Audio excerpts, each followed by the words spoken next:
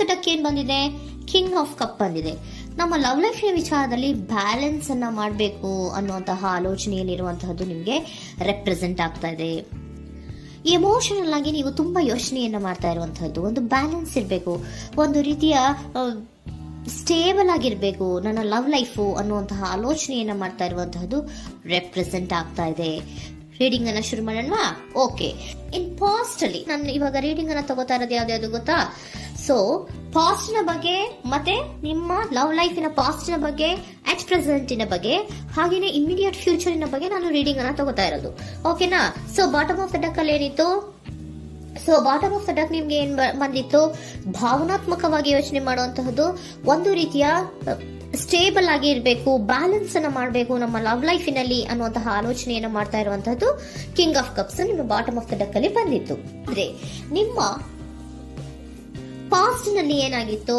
So ನೀವು ಬಹಳಷ್ಟು ಯೋಚನೆ ಮಾಡಿನೇ, ನಿಮ್ಮ ಅಂತರಾತ್ಮದ ಮಾತನ್ನ ಕೇಳಿಯೇ ನೀವು ಬಹಳಷ್ಟು ಯೋಚನೆಯನ್ನ ಮಾಡಿ ನೀವು ಕೆಲವೊಂದು ಪ್ರಪೋಸಲ್ ಗಳನ್ನ ಮಾಡಿರೋ, ನಿಮ್ಮ ಲವ್ ಲೈಫಿನ ವಿಚಾರದಲ್ಲಿ ಕೆಲವೊಂದು ಪ್ರಪೋಸಲ್ ಗಳನ್ನ ಮಾಡಿರುವಂತಹದ್ದು ಅಥವಾ ಪ್ರಪೋಸಲ್ ಗಳನ್ನ ನೀವು ಸ್ವೀಕರಿಸಿರುವಂತಹದ್ದು. ಓಕೆನಾ? ಸೊ ಎಮೋಷನಲ್ ಆಗಿ ಏನಾಗಿತ್ತು? ನೀವಿಬ್ರು ಸಮಾಧಾನವಾಗಿ ಇದ್ರಿ, ಸಾಮರಸ್ಯದಿಂದ ಇರ್ತಿತ್ತು, ಮತ್ತೆ ಲವ್ ಲೈಫಿನ ವಿಚಾರದಲ್ಲಿ ಒಂದು ಫುಲ್ಫಿಲ್ಮೆಂಟ್ ಇರ್ತಿತ್ತು. ಹೌದಾ? ನಿಮ್ಮ ಪಾಸ್ಟ್ ನಲ್ಲಿ ಬಹಳಷ್ಟು ಯೋಚನೆ ಮಾಡಿಯೇ ಕೆಲವೊಂದು ಫುಲ್ಫಿಲ್ಮೆಂಟ್ ಗಳು ಇರುತ್ತೆ ಅನ್ನುವಂತಹ ಆಲೋಚನೆಯನ್ನು ಮಾಡಿಯೇ ನೀವು ಕೆಲವೊಂದು ಪ್ರಪೋಸಲ್ ಗಳನ್ನ ಮಾಡಿರುವಂತಹದ್ದು ಅಥವಾ ಪ್ರಪೋಸಲ್ ಗಳನ್ನ ನೀವು ಸ್ವೀಕರಿಸಿರುವಂತಹದ್ದು ನಿಮ್ಮ ಲವ್ ಲೈಫಿನ ವಿಚಾರದಲ್ಲಿ ರೆಪ್ರೆಸೆಂಟ್ ಆಗ್ತಾ ಇದೆ. ಆದ್ರೆ ಅಟ್ ದ ಪ್ರೆಸೆಂಟ್ ನಲ್ಲಿ ಏನಾಗ್ತಾ ಇದೆ?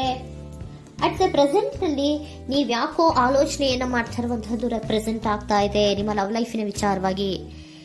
ನೋಡಿ, 7 ಆಫ್ ಪೆಂಟಿಕಲ್ಸ್ ಬಂದಿದೆ.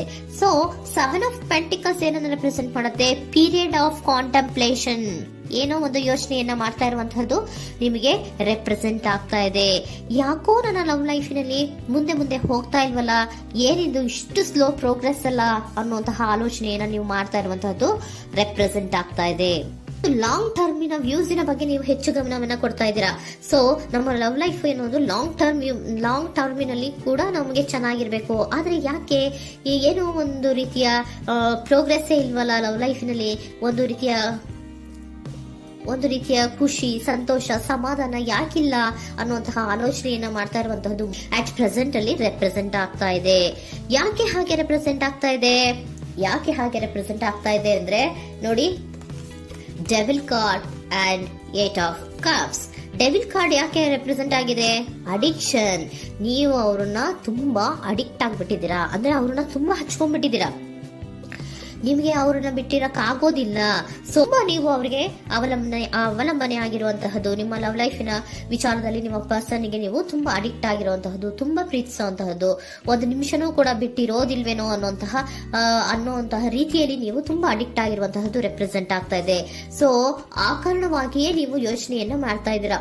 ಸೊ ಯಾವುದೇ ಲವ್ ಲೈಫಿನಲ್ಲಿ ಯಾವುದೇ ರೀತಿಯ ಮುಂದುವರಿಕೆ ಕಾಣ್ತಾ ಇಲ್ವಲ್ಲ, ಏನಾಗ್ಬಹುದು, ಏನಾದ್ರೂ ನಾನು ಪ್ರೀತಿಯನ್ನ ಬಿಟ್ಟು ಮುಂದೆ ಹೋಗ್ಬೇಕಾಗುತ್ತಾ ಬೇಜಾರಿನಲ್ಲಿ ಅನ್ನುವಂತಹ ಆಲೋಚನೆಯನ್ನ ಮಾಡ್ತಾ ಇರುವಂತಹದ್ದು ಅಟ್ ಪ್ರೆಸೆಂಟಿನಲ್ಲಿ ರೆಪ್ರೆಸೆಂಟ್ ಆಗ್ತಾ ಇದೆ.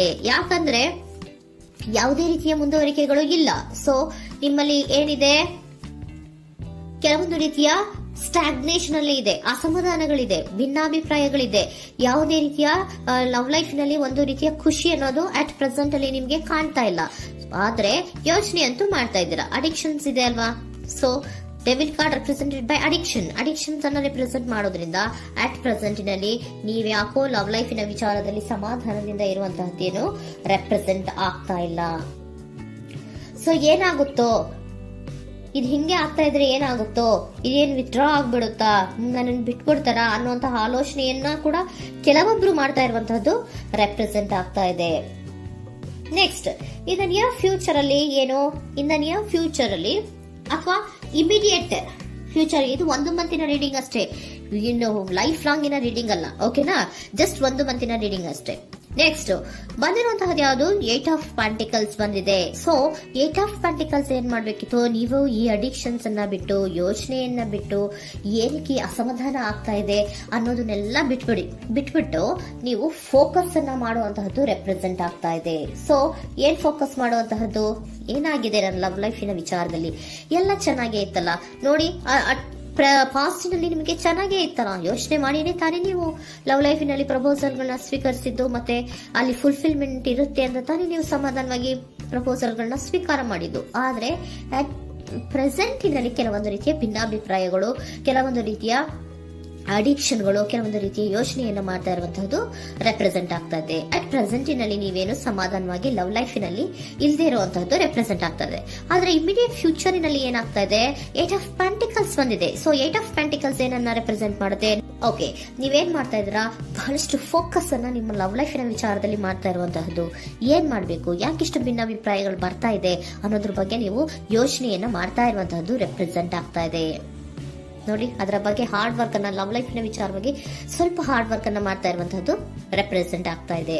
ಸೊ ಬಹಳಷ್ಟು ಕಮಿಟ್ಮೆಂಟ್ ಅನ್ನ ಇಟ್ಕೊಂಡು ಇದನ್ನ ನಾನು ಸರಿ ಮಾಡ್ಕೊಳ್ಳೇಬೇಕು ಅನ್ನುವಂತಹ ಆಲೋಚನೆಯನ್ನ ಮಾಡ್ತಾ ಇರುವಂತದ್ದು. ಸರಿ ಆಗ್ಲೇಬೇಕು, ಈ ಎಲ್ಲಾ ರೀತಿಯ ಅಸಮಾಧಾನಗಳಿಂದ ನಾನು ಆಚೆ ಬರಬೇಕು, ಸಮಾಧಾನವಾಗಿರ್ಬೇಕು, ಬ್ಯಾಲೆನ್ಸ್ ಅನ್ನ ಮಾಡಬೇಕು ಅನ್ನೋದನ್ನ ನೀವು ಇಟ್ಕೊಂಡು ನೀವು ಹಾರ್ಡ್ ವರ್ಕ್ ಅನ್ನ ನಿಮ್ ಲವ್ ಲೈಫಿನ ವಿಚಾರದಲ್ಲಿ ಮಾಡ್ತಾ ಇರುವಂತದ್ದು ರೆಪ್ರೆಸೆಂಟ್ ಆಗ್ತಾ ಇದೆ. ನೆಕ್ಸ್ಟ್ ಕಾರ್ಡ್ ಕೂಡ ನಿಮ್ಗೆ ಕಿಂಗ್ ಆಫ್ ಸೋರ್ಟ್ಸ್ ಬಂದಿದೆ. ಸೊ ಕಿಂಗ್ ಆಫ್ ಸೋರ್ಟ್ಸ್ ಏನನ್ನ ರೆಪ್ರೆಸೆಂಟ್ ಮಾಡುತ್ತೆ? ಸ್ಪಷ್ಟವಾಗಿ ಥಿಂಕ್ ಅನ್ನ ಮಾಡ್ತಾ ಇದ್ದೀರಾ. ನಮ್ಮ ಲವ್ ಲೈಫಿನ ವಿಚಾರದಲ್ಲಿ ಯಾಕೆ ಅಸಮಾಧಾನ ಬರ್ತಾ ಇದೆ, ಯಾಕೆ ಭಿನ್ನಾಭಿಪ್ರಾಯ ಬರ್ತಾ ಇದೆ, ನಾನಂತೂ ಅವ್ರನ್ನ ಬಿಟ್ಟಿರಕ್ಕಾಗಲ್ಲ. ಸೊ ನಾನೇನ್ ಮಾಡ್ಬೇಕು, ಇದನ್ನೆಲ್ಲ ಕೂಡ ಬ್ಯಾಲೆನ್ಸ್ ಅನ್ನ ಮಾಡ್ಬೇಕು. ಅದಕ್ಕೆ ನಾನು ಏನ್ ಮಾಡ್ಬೇಕು, ಫೋಕಸ್ ಅನ್ನ ಮಾಡ್ಬೇಕು. ಫೋಕಸ್ ಅನ್ನ ಮಾಡಿ ಅಲ್ಲಿ ನೀವು ಕರೆಕ್ಟ್ ಆಗಿ ಕ್ಲಿಯರ್ ಥಿಂಕಿಂಗ್ ಅನ್ನ ಮಾಡಿ, ಒಂದು ಸ್ಟ್ರಾಂಗ್ ವಿಲ್ ಪವರ್ ಅನ್ನ ಇಟ್ಕೊಂಡು ನೀವು ಮೆಚ್ಯೂರ್ ಆಗಿ ಥಿಂಕ್ ಮಾಡಿ ಕೆಲವೊಂದು ರೀತಿಯ ನಿರ್ಧಾರಗಳನ್ನ ಮಾಡುವಂತಹದ್ದು ರೆಪ್ರೆಸೆಂಟ್ ಆಗ್ತದೆ. ನೋಡಿ, ಸ್ಟ್ರಾಂಗ್ ಆಗಿ ಒಂದು ವಿಲ್ ಪವರ್ ಅನ್ನ ಇಟ್ಕೊಂಡು ಫೋಕಸ್ ಅನ್ನ ಮಾಡಿ ನೀವು ನಿಮ್ಮ ಲವ್ ಲೈಫಿನ ವಿಚಾರದಲ್ಲಿ ಬಹಳಷ್ಟು ಧೈರ್ಯದಿಂದ ನಿಮ್ಮ ಲವ್ ಲೈಫಿನ ವಿಚಾರವನ್ನ ಅಥವಾ ಲವ್ ಅನ್ನ ನೀವು ಬ್ಯಾಲೆನ್ಸ್ ಅನ್ನ ಮಾಡುವಂತಹದ್ದು ರೆಪ್ರೆಸೆಂಟ್ ಆಗ್ತಾ ಇದೆ. ಈಗ ಅಟ್ ಪ್ರೆಸೆಂಟ್ ಅಲ್ಲಿ ನಿಮಗೆ ಬೇಜಾರಿರಬಹುದು, ವಿಧಾನಗಳಿರಬಹುದು, ಆದ್ರೆ ಇನ್ ನೆಕ್ಸ್ಟ್ ನಿಂದ ನಿಯರ್ ಫ್ಯೂಚರ್ ಅಲ್ಲಿ ನೀವು ಅದನ್ನ ಫೋಕಸ್ ಮಾಡುವಂತಹದ್ದು, ಅದರ ಕಡೆಗೆ ಹೆಚ್ಚು ಗಮನವನ್ನ ಕೊಡೋದು, ಕ್ಲಾರಿಟಿಯ ಥಿಂಕಿಂಗ್ ಅನ್ನ ಮಾಡುವಂತಹದ್ದು, ಕ್ಲಿಯರ್ ಆಗಿ ಥಿಂಕಿಂಗ್ ಅನ್ನ ಮಾಡೋದು, ಕ್ಲಾರಿಟಿಗೆ ಬರುವಂತಹದ್ದು, ಧೈರ್ಯವಾಗಿ ಮುಂದೆ ಹೋಗುವಂತಹದ್ದು ನಿಮ್ಗೆ ರೆಪ್ರೆಸೆಂಟ್ ಆಗ್ತಾ ಇದೆ. ಅದೇ ನಿಮಗೆ ಬಾಟಮ್ ಆಫ್ ದ ಡಕ್ ಬಂದಿರುವಂತಹದ್ದು ಕಣ್ರಿ, ಕಿಂಗ್ ಆಫ್ ಕಪ್ಸ್ ಬಂದಿದೆ.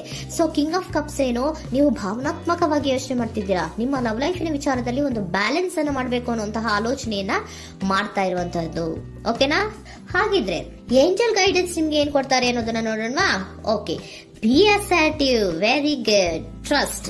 ನೋಡಿ, ದೃಢವಾಗಿ ಇರಿ, ಏನೂ ಆಗಿಲ್ಲ. ನೀವು ಅಷ್ಟೊಂದು ಯೋಚನೆಯನ್ನ ಮಾಡುವಂತಹದ್ದೇನೂ ಆಗಿಲ್ಲ. ಕೆಲವೊಂದು ರೀತಿಯ ವೇರಿಯೇಷನ್ಗಳಾಗಿರುತ್ತೆ. ಸೊ ವೇರಿಯೇಷನ್ಗಳಾಗಿದ್ರು ಕೂಡ ನೀವು ಫೋಕಸ್ ಅನ್ನ ಮಾಡ್ತೀರಾ, ಅದರಲ್ಲಿ ನಿಮ್ಗೇನು ನಷ್ಟ ಏನೂ ಆಗಲ್ಲ, ಅಥವಾ ನೀವು ಏನನ್ನೂ ಕೂಡ ಕಳ್ಕೊಂಡು ನೀವು ಆಚೆ ಬರಲ್ಲ. ಫೋಕಸ್ ಅನ್ನ ಮಾಡಿ ಕರೆಕ್ಟ್ ಆಗಿ ಕ್ಲಿಯರ್ ಥಿಂಕಿಂಗ್ ಅನ್ನ ಮಾಡಿ ನೀವು ಕರೆಕ್ಟ್ ಆಗಿ ಮಾತಾಡ್ಬಿಟ್ರೆ ನಿಮ್ಮ ಲವ್ ಲೈಫಿನಲ್ಲಿ ಬ್ಯಾಲೆನ್ಸ್ ಅನ್ನೋದು ಬಂದ್ಬಿಡುತ್ತೆ. ಓಕೆನಾ? ಬಿ ಅಸರ್ಟಿವ್, ದೃಢವಾಗಿರಿ, ಧೈರ್ಯವಾಗಿರಿ, ಟ್ರಸ್ಟ್, ನಂಬಿಕೆಯಿಂದ ಇರಿ, ಏನೂ ಆಗಲ್ಲ. ನೀವು ಅಷ್ಟೊಂದು ಅಸಮಾಧಾನ ಮಾಡ್ಕೊಂಡು ಅಷ್ಟೊಂದು ಬೇಜಾರನ್ನ ಮಾಡ್ಕೊಂಡು ಏನಾಗ್ತಿದೆಯೋ ಅಂತ ಗಾಬರಿ ಪಡುವಂತಹದ್ದೇನೂ ಆಗಿಲ್ಲ. ಸ್ವಲ್ಪ ವೇರಿಯೇಷನ್ಗಳಾಗಿದ್ರು ಕೂಡ ಇನ್ ನಿಯರ್ ಫ್ಯೂಚರ್ನಲ್ಲಿ ನಿಮಗೆ ಸಮಾಧಾನ ಆಗುತ್ತೆ, ಖುಷಿ ಆಗುತ್ತೆ. ನಿಮ್ಮ ಲವ್ ಲೈಫಿನ ವಿಚಾರದಲ್ಲಿ ಕೆಲವೊಂದು ಬ್ಯಾಲೆನ್ಸ್ಗಳನ್ನ ಮಾಡ್ತೀರಾ.